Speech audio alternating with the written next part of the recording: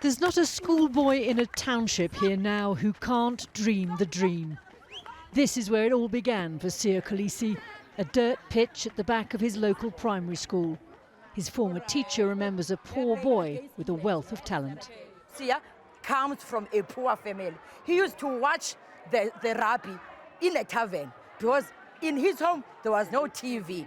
But now, where is he? He's the captain of the big club, Springbok. Kolisi's rise from poverty to become the first black Springbok captain has brought with it heroic status. His skills were honed at one of South Africa's top state secondary schools, which has produced 16 national players. This is Siya's test jersey that he gave to the school.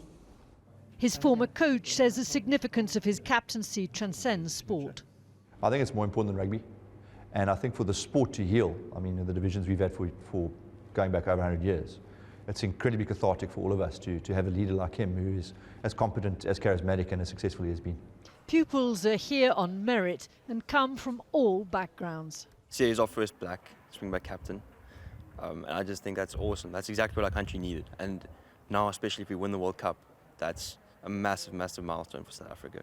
There can be racial healing, and I think if we win the World Cup, that will definitely unite us as a country and make us a better country. Those covering the World Cup say this is a moment of history.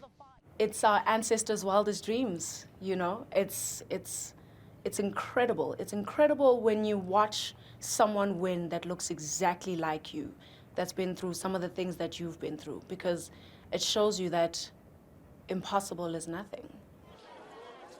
The children at Kolisi's old township school may have a new role model, but they're still growing up in the most unequal country in the world. But Kolisi has brought them hope. Their cheers are for victory.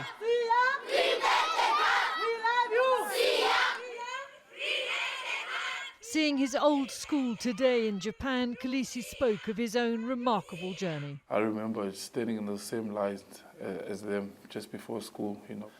With all the struggles and problems we have, there are so many great stories that haven't been told.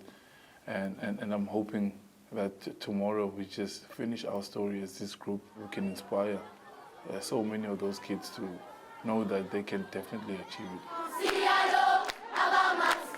These children, like millions here, are uniting behind a Springbok captain whose story echoes their own, in the hope that he leads them to victory. Penny Marshall, News at 10, Port Elizabeth.